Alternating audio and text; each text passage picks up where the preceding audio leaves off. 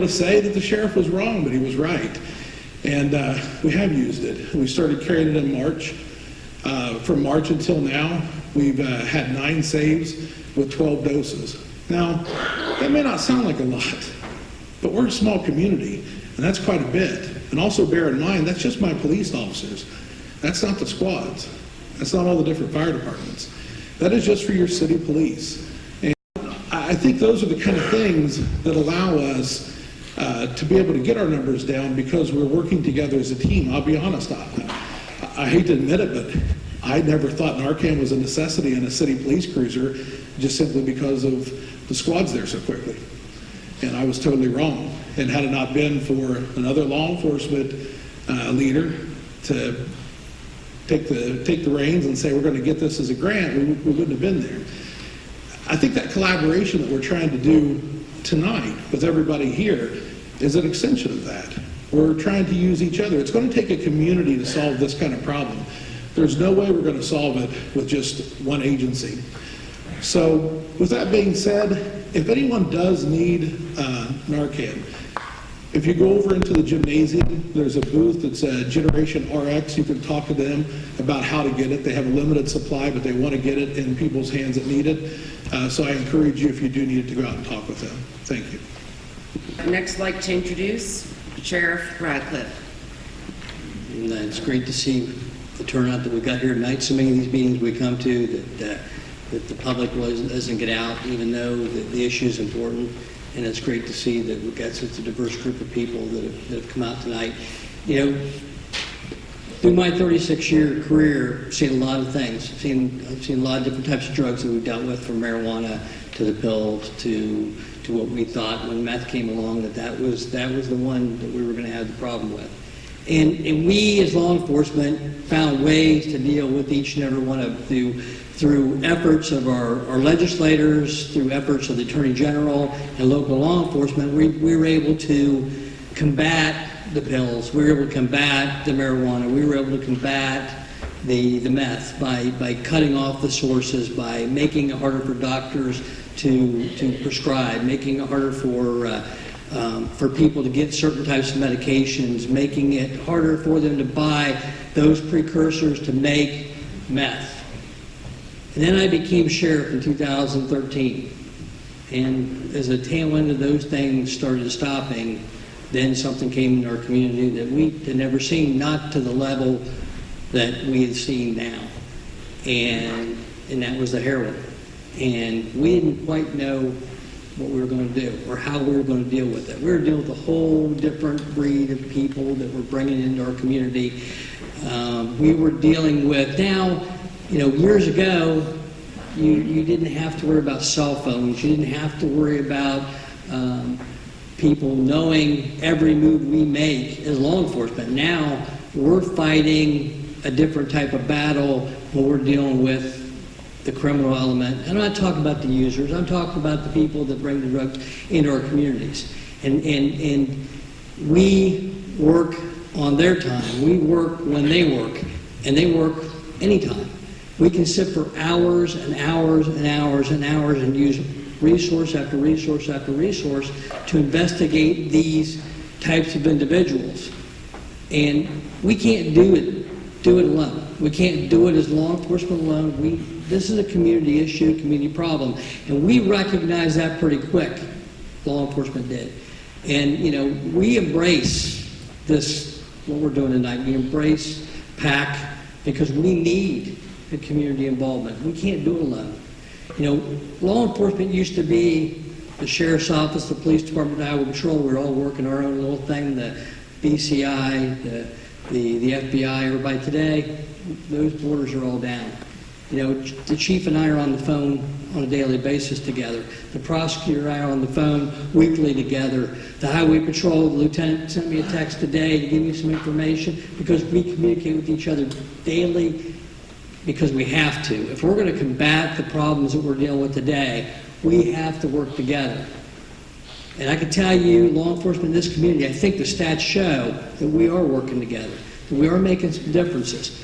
Now, in about probably 2014, 2015, I think it was after the first major drug drug arrests that we did with the 72 indictments, that fortunately for the chief, and he'll tell you, 72 prisoners come to my jail, and I had 72 people that were coming off drugs that we had to deal with.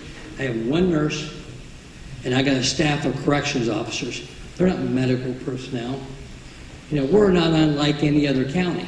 Every other county in the state of Ohio is the same way. But we had 72 prisoners dropped on us overnight, and that we had to deal with. And at that point, I reached out to my jail administrator and I said, you know, we got to do some things. We've got to look at other things that we can do. There's nothing that we won't try, and that includes, again, we're always going to, one thing I want to tell you, law enforcement is always going to enforce the law. We're never going to put our foot off the gas. Once we put our foot off the gas, then the criminal element is going to come back in. So we're always going to do that, but we're going to embrace things like we're doing here tonight. We're going to embrace different programs. We're going to try to do things innovative, and I think that's one reason why we're so fortunate to be recognized by the Attorney General as a county that has been very innovative. You know, we're one of the first counties that actually put the Narcan in the cars. Now, the Sheriff's Office, fortunately, hasn't had to use it yet, but the Police Department has. And we hope we never have to use it. It's like carrying our gun on our side. We don't want to ever have to pull our gun out if we don't have to. But we're prepared, and we have the tools available that we need. But I want to tell you a little something about one of the programs that we started at the Sheriff's Office. And I have to credit my staff. It's not me. I'm very fortunate that I have a staff of people that I can task with things, that ideas that we came up with, and I can put them out there doing it. Lieutenant Carpenter, sitting up here at the back, is a guy that I've tasked a lot with. He's responsible for the jail and responsible to deal with those issues that come about with the prisoners in the jail. And I talked to Lieutenant Carpenter, said, what can we do? You know, where's the gap at? Where we bring these prisoners to jail, we get them cleaned out. They're through the withdrawals. We've worked through all that with them. But now the problem is they're going to walk out that door, and they're going to go right back out in the community. They're going to go right back on the south side of Circleville or Williamsport or wherever, and they're going to go right back with their friends, and they're going to be right back doing the same thing. And some of these people truly want help. They're clean, and they don't want to go back out and do it again. But they know with the minute they walk out that door, that's what's going to happen. So we're able to work with the Attorney General's office and come up with some ideas, and we were able to look at the Vivitrol program. But the problem of it was we had this gap of time, that the minute that they walked out the door, even if they wanted to help, if they didn't have insurance and they needed to have the financial ability to be able to get the Vivitrol shot, which blocks those desires for to use those opiates, we had a 30-day window. In that 30-day window, to get the help, we had to collapse. We had to come up with some way that we could get rid of that 30-day window. So we, as the first office in the state of Ohio, joined forces with our local JFS. And we were able to get the JFS office to bring somebody in, sign these people up while they're in jail, so the minute that they walk out of the door, they've already been approved for Medicaid, and we've already set them up for a shot, and we can transport them to go get their shot, and now they don't have that 30-day window. They don't have that fall backwards. And I got some numbers I want to share with you. I don't want to make a mistake by memory here, but since September of 2015, we started looking at the program. It took us until March of 2016 to get it underway. And in March of 2016 to current, we've had 24 people that we have put on the Vivitrol program. And of the 24 people, 3 have returned to jail, 2 of which were not related to drug charges. I believe there was just 1 that was related to drug charges. That was a different type of drug. In fact, no, I take that back. 1 never completed the first shot and went back to heroin. The second went to a different type of drug that the Vivitrol did not stop. that they wanted to get a high and they were going to go to something else to get it. And then the third came back to jail on unrelated charges. But currently, we have 12 people, excuse me, we have 11 people that have not returned for over 3 months. And we have 2 that's been over 6 months successful. Now, I had the best success story, that, and this is a true story. Strike me if I'm telling a story here, Pastor. I was told this evening that we had an individual that came to the jail, and he said he came because he wanted to thank us. He wanted to thank us because he's been clean for 6 months. Now, he's been on Vivitrol for 2 months, but he served the first 4 months in the county jail when he first got cleaned out. And for the last 2 months, he has been clean because of the Vivitrol shot. He took the time to come back to tell us thank you. And let me tell you, I would much rather have somebody come back and tell me thank you than bust the door in and take somebody out to jail. I'd rather stop the problem than to keep repeating the problem. And as much as like the chief said, we grow up wanting to do that, and that's fun. It's not fun to go into a house where you find needles on the floor and kids crawling on the floor. That's not fun. We've got a serious problem, not just here, the whole country, and we've got to keep working on it. The overall success, or the recidivism for those people on the program has been 12.5%.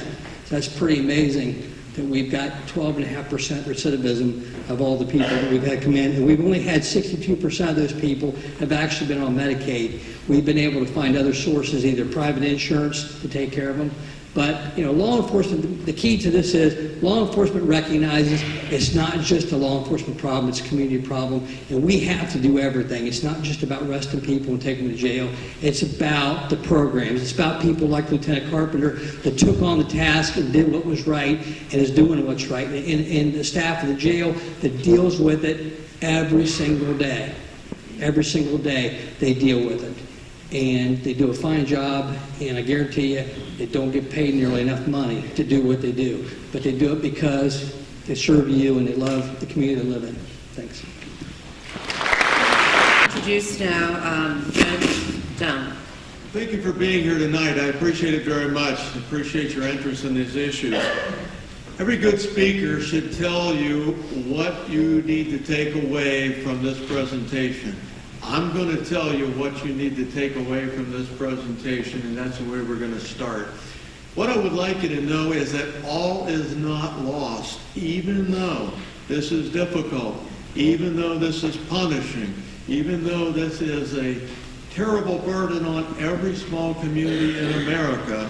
We are not without remedies, and we have worked diligently to put together tools in the toolbox to deal with these issues. I'd like you to know what municipal court does and doesn't do in terms of the use of those tools. 40 years ago when I first started practicing, my predecessors, Judges Hosterman and Judge Atkins, both dealt with alcohol as a big problem in their community, in this community. They dealt with it effectively and used very good tools and did a very good job. Same tools that deal with alcohol issues do not work in today's problems with the opiate issues. We have to develop new tools, and we have worked on those matters on a routine basis. So what I want to tell you is this. The folks that come before us in municipal court come in and we try to initially identify who is and who is not a substance-related person with a substance-related problem. I will tell you that most of the time, substance is a bigger part of the issue than most anything else. When we separate those folks out, we now start with that group that has substance issues. The first thing we do is at the initial appearance, we look at it and say, hey, can we right now make some kind of a referral locally and legally to get this person into something? Can't do that every time because folks come with a presumption that they're innocent. Basic American law. can't send them over to a rehab facility right off the bat, but I can do some things. I set bail in matters with the idea that I can say, hey, you need to come back once a week, and you need to see, or twice a week, or 3 times a week, and see a probation officer, and we will test you. If you test positive, we will shift the terms of bail to something else. Then maybe I work it into a situation where they do go to counseling. So we deal with that right up front at the bail hearing, which is right off the bat when someone appears in court. We also have, and when I say we, I want you to understand that we in our court means we. I don't make all the decisions. I'm ultimately responsible for a lot of those things, but I have the pleasure of having a wonderful group of folks who work at municipal court through our probation office, particularly J.C. McGowan and the folks that J.C. oversees are folks that are well trained to carry out those tools that I'm going to talk about. And when I tell you that we have tools, it's because of them. J.C. came to us several years ago when this problem first started to become problematic and said, hey, I've found something that we need to look at. It's coming up in the literature. I've talked to folks over to PARS, to the Pickaway Area Recovery Service. I've talked to some other folks. I'd like to take a look at this. And we, at that point, began to work on what was called the Hawaii Hope Probation Program. And most of the tools that we're going to talk about here over the next few minutes, and just a few, are from that program. But I want to credit the folks in probation for doing the job they've done to get at a really full box of tools in our toolbox. The practices we use are called evidence-based. That means that we have numbers to back them up on. When we initiate a program, when we initiate some counseling, we look at, okay, is this just made up? Is this something that somebody thinks feels good, or will it work? The Hawaii program, when we launched that, the stats at that time, that compared to a control group, after 1 year of being in that program, the program, there was a 72% less likely chance that folks would be in the same problem with the same drugs that they had when they came into the program if they were in that Hawaii program. And we launched that program because it was evidence-based. We talked to all of the providers that we deal with, the Pickaway Area Recovery Services, folks at Barry Bennett's program. They know what's evidence-based, and they know what's feel-good and maybe sounds good, but they also know what the numbers are. And that is helpful, and that's where we push the stuff that we do, because we want a base of things that works by the numbers. We do an assessment. We have a computer assessment. Sometimes we farm out the assessment and have professionals take a look at folks, and we try to glean from that information, what is this person's problem about? Folks come in with substance problems with all kinds of backgrounds. Some folks self-medicate because they have psychological, emotional, or mental health issues. Some folks come in because of peer pressure issues and just enjoy that. Some folks really enjoy the high that they get. There is no end, and there is no one person who gets high and becomes a heroin problem. So we do the assessments to try to figure out what little pigeonhole folks fall in, so we can start to analyze that program as best we can to get something together that suits those folks' needs. We also look at we increase and decrease reporting program requirements. If somebody's on probation and they're doing really well, sometimes we back those off. They're not, sometimes we kick that number up. Once again, driven by the fact that the probation staff are very interactive with people. They are not sitting behind a desk in Circleville Municipal Court hoping that everybody gets well in a hurry. They're out there daily making home visits, which is another tool, doing random urine screens, sometimes at that site, to make sure that folks are doing what they need to be doing to stay clean and sober. We have medical-assisted treatment options, the Vivitrol, which the sheriff and the law enforcement folks talk about. We also have something that's cognitive-based intervention. Once again, it's a tried and true kind of a program. We actually have officers certified to do counseling sessions to try to isolate what are the folks' needs, why are they doing what they're doing, and what coping tools can we provide them so that when they're on their own, they have background and can fall back and say, hey, I learned something at the cognitive-based therapy group that I can use here. So we have folks trained to do that, and we're using those folks. We have family-involved case planning, which is very important. One of the things that Barry Bennett said to me years ago was, I said, behind every addict is an enabler. And Barry said, I don't know whether he remembers this, but he said, or 2, or 3, or 4. And I think that has stuck in my mind because it is the truth. Well-meaning family members don't always help out the situation. We try very much to incorporate those folks into that program simply because we want them to find new ways to deal with this besides enabling a critical juncture. Not an easy thing to do, but something that we do daily and fight with. Once again, we means all of the probation folks and the staff at Circleville Municipal Court, not just me, by any stretch. We also have daily scheduling. If folks don't have a job, don't have anything to do, we'll find them things for them to do. Keeping folks occupied is an issue.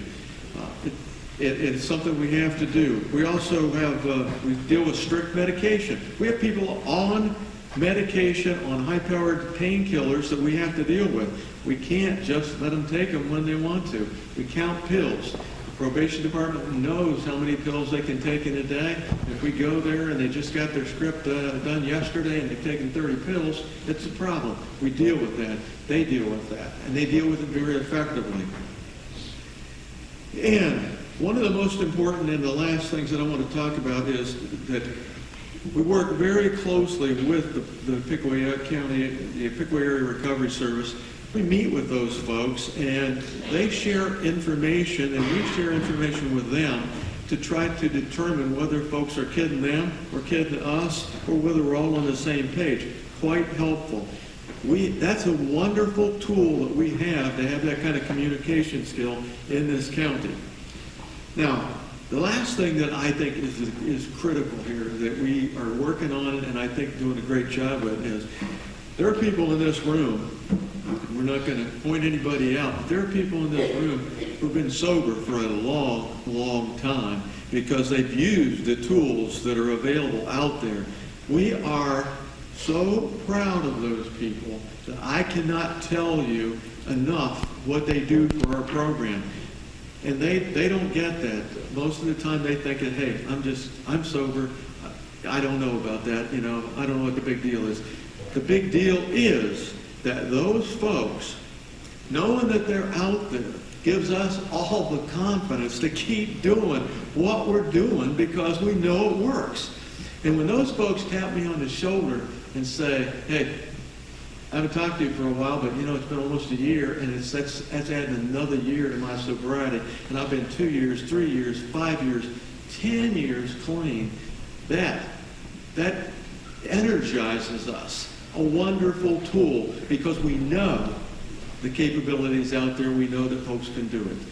We're very appreciative of having those folks, and we're very appreciative of having all of the tools that we have in this community because, once again, all is not lost. The only thing in closing I will tell you is no one person comes to the end of the road here with the same tools. That's why there are all those tools, because different things work for different people. Religious things, they've worked for some people very well. Those are things that work for them.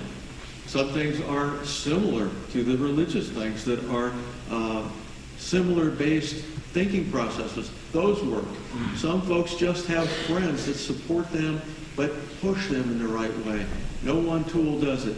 But what we are comfortable with at this point is that moving one person at a time is the only answer. We don't have a silver bullet. I don't think we're ever going to get a silver bullet that fixes all this. But I guarantee you that there is something really, really right about fixing folks one person at a time. And we're going to lose some people. We've lost people. I've been to funerals where we've lost people. But all in all, it's working, and I think there is hope out there, and we're pleased that you all are here, and we hope that when you run into folks who have those issues, that you know that those tools are out there, that you can contact PAAC folks, that you can talk to us. They don't have to be on probation to give us a call and say, hey, what do you recommend? We'll talk to you. That you'll know what some of those tools are, and that we'll use them.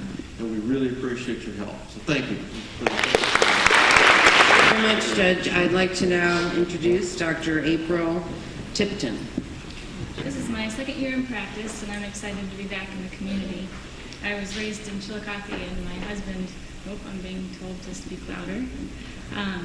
My husband was raised here in Circleville, but he's a Logan Elm grad, so I hope you Circleville people won't hold that against us. I have developed an interest in the fight against the opioid epidemic, and I'm excited that our community has been making concerted efforts to fight it and to shed light on it. It's a multifaceted problem, as we've heard, and what I'd like to tell you a little bit about is how we got here, and then a little bit about what the medical field is doing to keep excess opioids from being prescribed. A very abbreviated rundown starts in the mid-1990s when opioids were first manufactured by a pharmaceutical company named Purdue. These medications were falsely marketed by this company as non-addicting based on very minimal clinical research. A few years later, the CDC adopted the idea of pain as the fifth vital sign, and physicians were expected to ask every patient at every visit about their pain. So combine those two factors, and this puts a huge emphasis on the treatment of all pain. And physicians were actually told that they were being negligent if they weren't aggressively treating their patients' pain, and some of them were actually threatened with lawsuits. Around the same time, pill mills started surfacing, the first of which was in Portsmouth, Ohio, the first in the entire country. And Portsmouth eventually grew to have more pill mills per capita than any other town in the entire country. So you combine legitimate, well-meaning physicians, still not wrong? Okay. So you combine legitimate, well-meaning physicians being threatened with lawsuits if they don't treat their patients' pain, with illegitimate physicians who are prescribing very large quantities of narcotics just for profit, and you end up with a very bad situation. At that same time in the 90s, black tar heroin arrived in Columbus, coming largely from Mexico, and it infiltrated the country in extremely effective ways, in ways we've never seen, and very difficult ways to stop. And unfortunately, as we've heard much about this, addiction to opioids often leads to addiction to heroin because it's cheaper and it can be obtained more easily. If you'd like to know more about this, I recommend a book that was mentioned earlier called Dreamland, The True Tale of America's Opiate Epidemic. It outlines how we arrived to this point and specifically speaks to the situation in southern and central Ohio. So we know prescription drug abuse is a big problem, and what is the medical field doing about it? Doctors are now expected to take measures to keep from prescribing excess opioids and weed out those who are misusing. Many states have adopted an online reporting system. Ohio's is called ORS, which stands for Ohio Automated Prescription Reporting System. And this is an online system where pharmacies have to report every controlled substance that they fill under a patient's name, and physicians are required to check this report before prescribing narcotics or any controlled substances for a patient. An example where this can be used is in the ER. For instance, a patient may have a complaint of pain. They present to the ER, the physician there is treating them, and maybe a completely legitimate concern, and the physician may decide that sending them home with just a short-term prescription of a narcotic might be appropriate. So the physician then should check an ORS report to make sure that this patient isn't just hopping from ER to ER to obtain these prescriptions. Also, for patients who are likely to be on narcotics for longer than just a post-op period, for example, patients are expected to sign a pain contract. And this is a signed agreement between a patient and a physician that typically requires several things, such as periodic random urine drug screening, random pill counts, and an agreement that the patients won't accept any prescriptions for controlled substances from any other physicians. So this again is where an ORS report would come into play. A physician is expected, when they're prescribing narcotics on a long-term basis for a patient, to check this report and make sure that no other physicians have prescribed controlled substances for these patients. Additionally, physicians are expected to address any psychological needs that their patients might have, and consider other non-opioid treatments of pain, such as physical therapy or anti-inflammatory medications if those are appropriate. Also, there's been a lot more awareness among surgeons and dentists and other physicians who prescribe narcotics to prescribe much smaller quantities than what maybe they used to prescribe for something, for example, such as a tooth extraction. So, as I mentioned, this is a multifaceted problem, and these are just a few pieces that the medical community has incorporated to change prescribing patterns. And we do have a long way to go, but I really think we've come a long way already, and I hope that you leave tonight encouraged. Thank you very much. We have quite a few questions, so we'll not likely get through all of them. I think I'll work with Molly and others so that we can figure out how to get answers back to everybody to these questions. So I'm just going to kind of randomly take them. Interestingly, the first one at the top is, are there plans to bring Sam Quinones to this community who she just mentioned? Certainly, I've actually known Sam since about 2012. I'm happy to help connect him. He does have a speaker's fee that's not real low. He does do a lot of traveling. He loves being in Ohio. He's very easy to reach. I'm sure that someone in the group can reach out to him. He's on Facebook. I have his email. And he's very happy to provide his schedule. So even if he can't come to this community, he's often in other communities in Ohio. This is a question for Sheriff Radcliffe.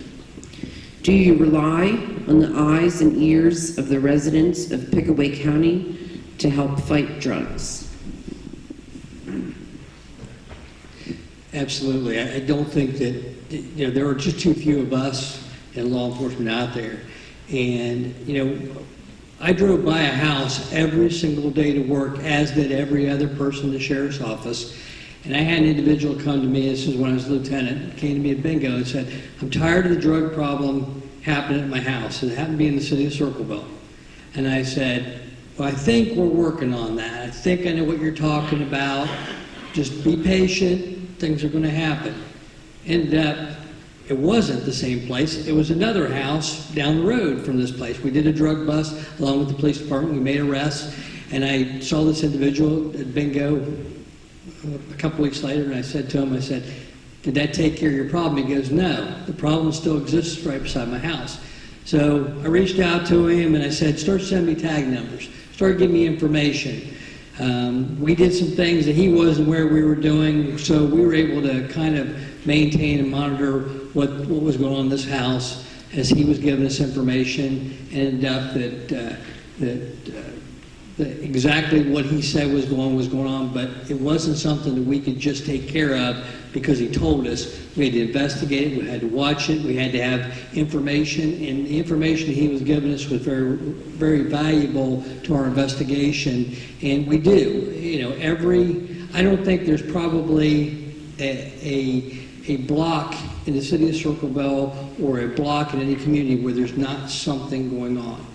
But the problem of it is, for law enforcement, we can't just go bust in a door, or we can't just arrest people because the neighbor thinks there's something going on. But who sees it every single day? It's the neighbors.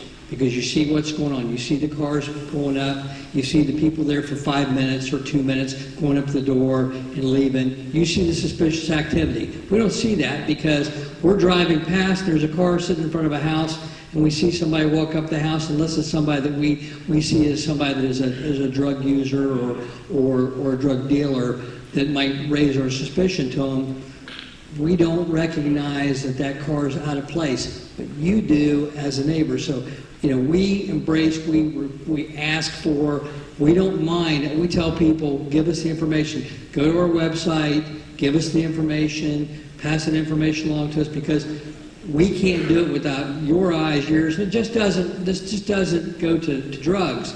This goes to everything. This goes to any type of crime. If you see something suspicious, that's what we're there for. It's just like what they talk about with Homeland Security. See something, say something. And it's the same thing with the drugs. What are good ways to report someone who is using drugs? Whoever would like to answer. Just volunteered me to do something, so obviously you can call the police department, you can call the sheriff's department, you can call the state highway patrol. We have a number, 477-DRUG, and if you call information to that, for that matter, it could be anything, even non-drug related, just anything you'd want us to know. You can send that, and it's anonymous, or drugtips@circlevillepolice.com, and same, you can send that in to us. The sheriff's department has a detective, and I have a detective that work together every day. They work solely narcotic-related things, and all those come into them. So, whether you would send it, if you called the sheriff's department and reported something in the city, it would get to us just as quickly as if you called us, and vice versa. So we try to work really well together on that, because sometimes I don't think people know who to call or where to call. So probably it's up to us to maybe make sure that information gets to the right place quickly. So that's usually the easiest way. Just call one of our two dispatch centers or the anonymous lines, and we'll take care of the information. And most of these questions are just for anyone who'd like to take them, or who's made to take them. This one, I know 3 young adults who are addicted to opiates. How do I go about getting them help before they overdose? If you know these 3 young adults, is there family you can reach out to make sure that they're aware? Let the family know, to be able to try to get with PARS or Soda Pane Valley to try to reach out to get them to help. Unfortunately, a lot of times it doesn't happen, and then that's when we come into play, and that shouldn't be how it happens. So the thing of it is, don't be afraid, and if it's somebody that you know that you can reach out to yourself and say, hey, you need help. I'm willing to help you. I'm willing to get you the help, and I think that's another good way to do it. It's kind of hard with an open-ended question, not knowing the relationship as far as if it's a family member or not. Yeah, I think also what's helpful, make sure you pick up the booklet that was put out by PAAC. I think this one go to April, and a lot of this at the state level, so I don't know if it's directed at me or if it's directed at you.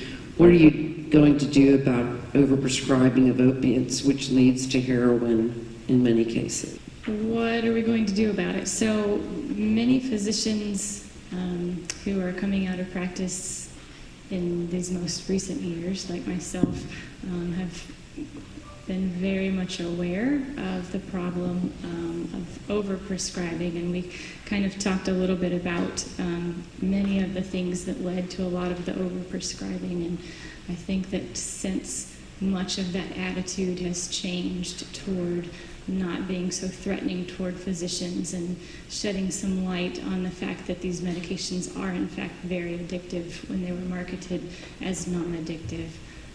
Those are things that are changing widely, and I think many physicians maybe have taken a big step back from prescribing narcotics, and to some extent, I'll be the first to admit, I'm more likely to leave a patient potentially in a little bit of pain as opposed to trying to, or as opposed to risking over-treating pain, because we know where that can lead. State level is orders that was mentioned earlier. Where you're going to check doctor shoppers, you're going to, and it's monitored. by the state. So we're going to see trends of overprescribers. We're looking at it closely, but I can tell you that that's one area that we've seen dramatic improvement in the state. I present to physicians, and the conversation is completely different. Now they're talking a lot about alternate ways to treat pain. So there's been a massive change. You know, there's always room for more. But, and some of that is also on individuals, because people that learn about this, learn about, you know, Vicodin and Percocet, you have to dispose of them. You have to question, why are you giving my kid 40 Vicodins for wisdom teeth, right? So it's kind of both sides of the coin. Actually, one more thought on that. There are people that I don't know who they are exactly, but at the state level who monitor the prescribing methods and can check to see if you have actually run a report on the patient that you've prescribed the narcotic for.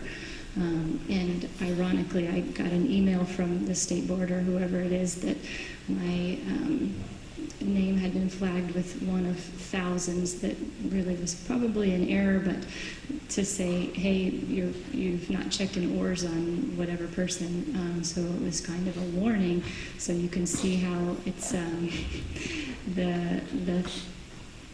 the attitude has changed from we're going to sue you if you haven't treated your patient's pain to, hey, if you're not doing this correctly, we're watching you and you need to shape up and do it right.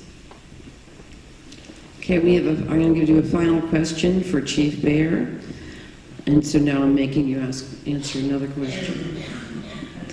Do you think that by making Narcan so readily available, it looks like giving an excuse for addicts to use drugs? That's probably a pretty good question. I mean, I guess is the police department considered an enabler is kind of what that question would be to some degree. I guess it's one of those kind of things where, realistically, I think what you have to ask yourself is, what is the alternative? We are unable to stop that person from overdosing. We can't be there to stop them from taking it. Cruisers, we most certainly have just given that person a death sentence. I guess where the hurdle comes is, my officers know that when they give Narcan, they have to be very, very careful, because the person is going to come up out of that high and they're going to try to hurt us. They're angry that we've just cost them money. We took away their high. They are not thankful. They are not happy that we saved them.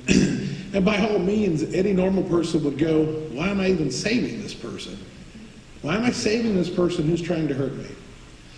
So you're asking a question that I think my officers probably ask themselves quite often. However, at the end of the day, all life is precious and all life is important. And we took an oath to try to protect all life. That didn't mean we got to choose which one it is, or it didn't mean that we got to choose who was worthy of that. So if we have to save someone with Narcan every day of the week, then that's what we're going to do. Hopefully in the process, someone in this group that we've created now is going to help us find a way so that we can stop that vicious cycle. But in the interim, until we get this solved, we're going to save those lives out there, because if you meet some of these people that have made it, they're good people. And they're people that are thankful after the fact down the road. Maybe not at the time, and maybe not even that same year. But down the road, when they see the error of what they were doing, it changes. And I think to myself, you know, I got teenage kids. What if one of them turns out to be one of those kids? I would hope that there was a police officer out there somewhere with Narcan that would try to save my kid. And I think we'd all probably feel that way.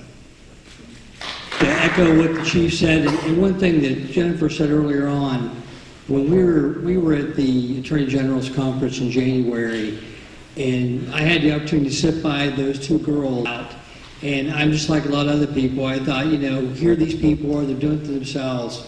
Why? But then I sat there and I talked to them and I heard their stories, and, you know, they didn't want to go back to heroin. They didn't want to do it again.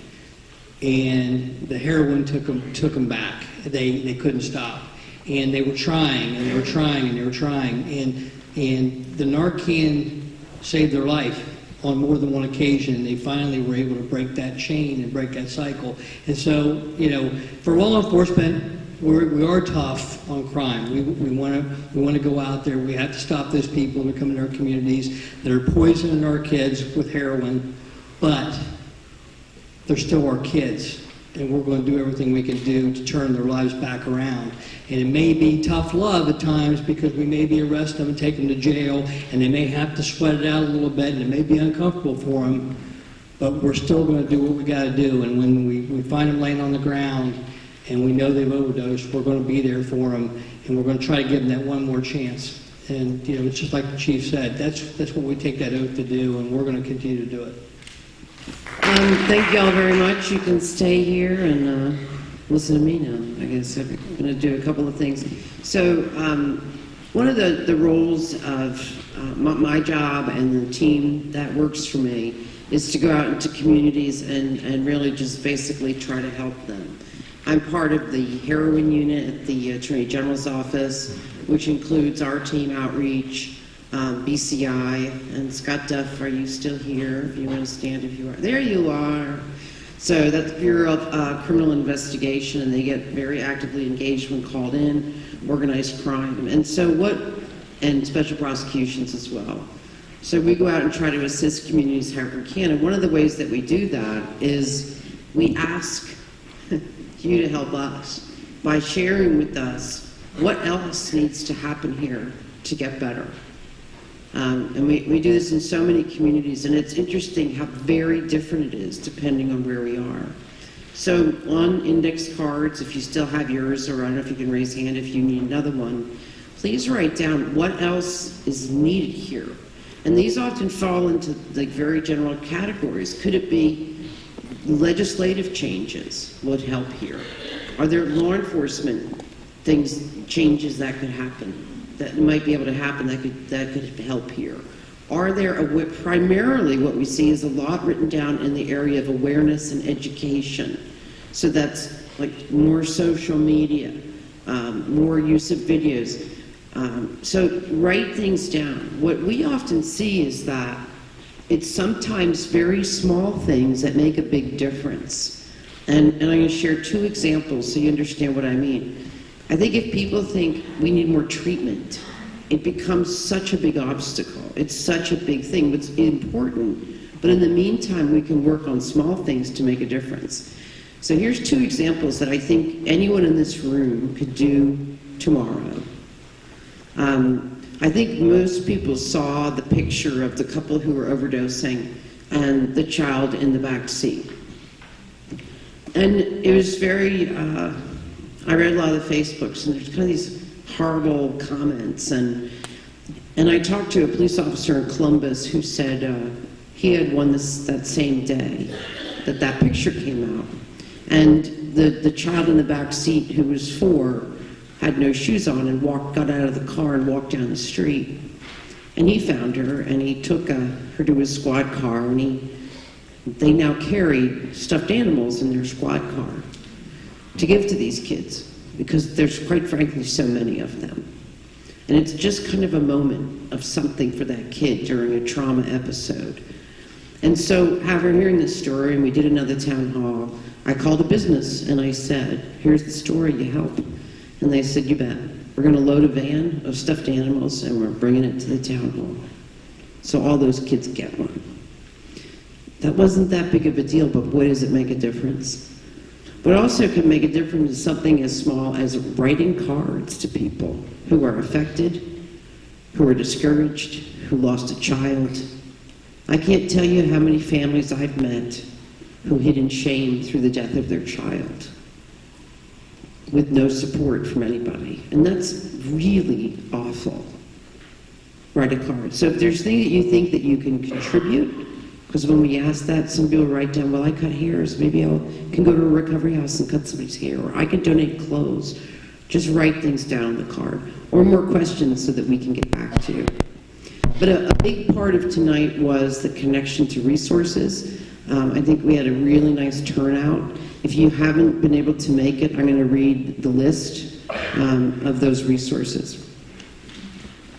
The Pickaway Addiction Action Coalition, Job and Family Services, Adams Board, Scioto Paint Valley Mental Health Center, The Refuge, Drug Free Club of America, Circleville High School Advisor and Students, Pickaway Area Recovery Services, Berger Hospital Ohio Health, Pickaway County General Health District, Pickaway County Family and Children First, Veterans Administration, and there's the Dear Officer with the booth, South Central Ohio Big Brothers Big Sisters, Pickaway County Community Action, Circleville City School Foundation, Ohio Pharmacy Association, Head Start, Haven House, the Faith-Based Community, Ohio Christian University, Metropolitan Housing Authority, Pickaway County Board of Developmental Disabilities, Primary One Health, Pickaway Ross Joint Vocational School, and Overcomers. That is a lot of folks coming together to help, and so thank you very much to those who are providing resources,